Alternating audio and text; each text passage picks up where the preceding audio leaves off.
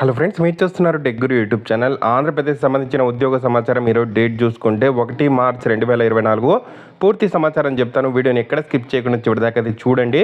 చాలామంది వీడియో చూస్తున్నారు కానీ చాలా తక్కువ మంది వీడియో లైక్ చేస్తున్నారు. కొంచెం వీడియో లైక్ చేసి సపోర్ట్ చేయండి. ఇంకా ఎవరైనా మన ఛానల్ని సబ్స్క్రైబ్ చేసుకోకపోతే వెంటనే సబ్స్క్రైబ్ చేసుకోండి.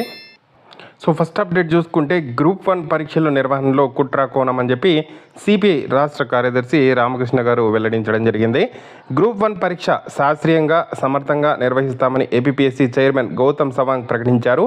సాక్షి పత్రికలో సవాంగ్ పేరిట కథనం మేరకు అభ్యర్థులు కొత్త సిలబస్ పరీక్షకు సిద్ధమయ్యారు. ఇప్పుడు పాత సిలబస్ ప్రకారమే పరీక్షలు నిర్వహిస్తామని చెప్పి చెప్తున్నారు. ఇందులో కుట్ర కోణం దాగి ఉంది అని సిపిఐ రాష్ట్ర కార్యదర్శి ఇక్కడ విమర్శించడం జరిగింది.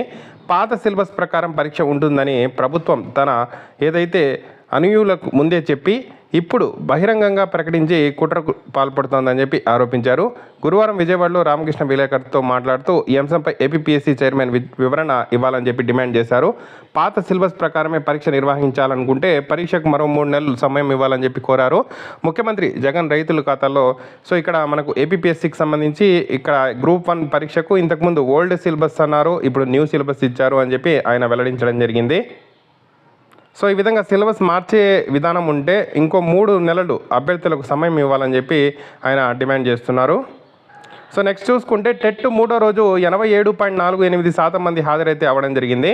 పేపర్ 1 పరీక్షకు నిన్న మనకు 87.48% మంది అభ్యర్థులు అయితే హాజరైనట్లు వెల్లడించడం జరిగింది.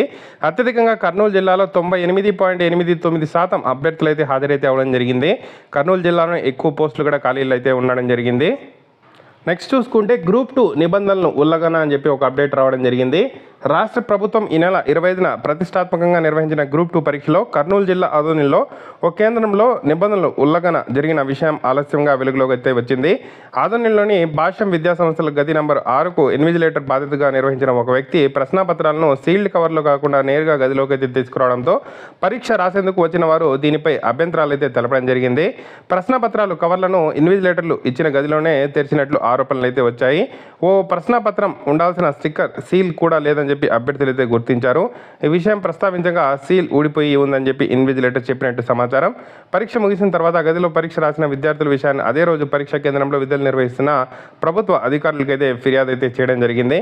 సో గ్రూప్ 2కు సంబంధించి నిబంధనలు అయితే ఉల్లంఘించినట్టు ఇక్కడ మనకు కర్నూలు జిల్లాకు సంబంధించిన ఒక సమాచారం లేట్గా అయితే అందడం జరిగింది. సో అది ఈరోజు ఈనాడు న్యూస్ పేపర్లో కూడా మనకు రావడం అయితే జరిగింది.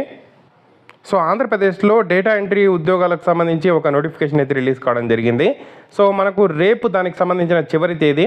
అభ్యర్థులు దానికి సంబంధించి లింక్ కింద డిస్క్రిప్షన్లో వీడియో ఇస్తాను, డీటెయిల్ ఇన్ఫర్మేషన్ చూసి అప్లై చేసుకోండి.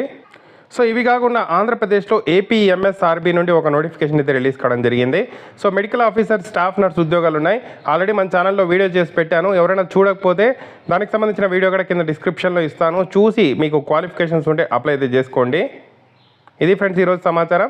ప్రతి ఒక్క రోజు ఆంధ్రప్రదేశ్ సంబంధించిన ఏ చిన్న ఉద్యోగానికి సంబంధించిన సమాచారం వచ్చినా మన ఛానల్లో వస్తుంది. రెగ్యులర్గా ఫాలో అవ్వండి. తప్పకుండా వీడియోని అయితే లైక్ చేసి షేర్ చేయండి.